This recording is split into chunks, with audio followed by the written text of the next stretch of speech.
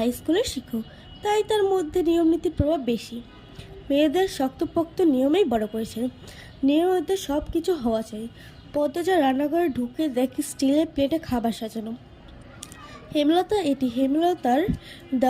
হেমলতার রান্নাঘরে ঢুকতে পদ্মজা দ্রুত ওড়না দিয়ে মাথা ডেকে নিল। এটি হেমলতার দেওয়া আরেক ক্রিয়াদেশ। খাওয়ার সময় মাথা ডেকে খেতে হবে। পদ্মজা খেতে বসতেই হেমলতা মেয়েকে সরল কণ্ঠে বলে, মুখ ধুতে গিয়ে চুল ভিজে এসেছিস, খেয়ে রোদে বসে চুলটা শুকিয়ে নিস। আচ্ছা আম্মা। পরক্ষণেই বলল, আম্মা, প্রেমা আসেনি? পূর্ণা স্কুলে, প্রেমা দুপুরে আসবে। আর আব্বা আব্বা কবে আসবে? মিনমিন করে পদ্মজা বলল। এই প্রশ্নে হেমলতা থমকে দাঁড়ালেন। শুকনো গলায় জবাব দিলেন, খাওয়ার সময় কথা বলতে নেই। পদ্মজার চোখ দুটি জ্বলতে শুরু করলো। তার জীবনে জন্মদাতা আছে, কিন্তু জন্মদাতার আদর নাই। সে জানে না তার দোষটা কোথায়, কেন নিজের বাবাটা বাকি বন্ধুর আদর করলেও তাকে করে না, কথা অবধিও বলেন না। পদ্মজা বহুবার হেমলতাকে জিজ্ঞেস করেছিল, আমি কি তোমাদের সত্যিকারের মেয়ে আম্মা, নাকি সন্তান হয় না বলে কি দত্তক এনেছিলে? আব্বা কেন আমাকে এত অবহেলা করে? ও আম্মা, আম্মা বলো না। হেমলতা নিশ্চুপ থেকে অনেকক্ষণ পর জবাব দেন, তুই আমার গর্বের সন্তান, আর তোর বাবারই মেয়ে। এখন যা পড়তে বস, অনেক পড়তে হবে তোর।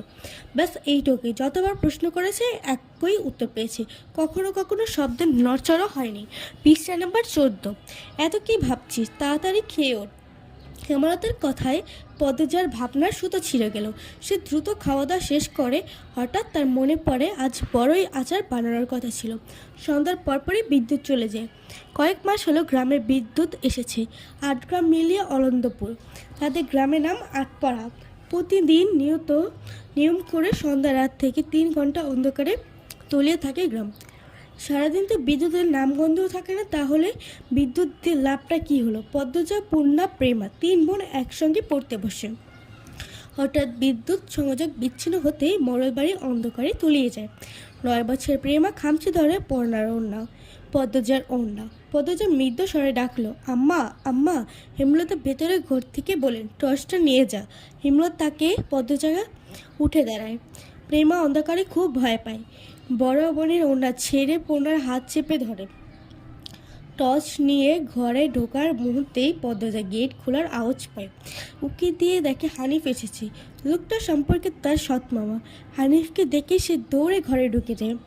হানিফ চেঁচিয়ে বলল, বুবু, বাড়ি অন্ধকার কেন? বাতি টাতি জ্বালাও।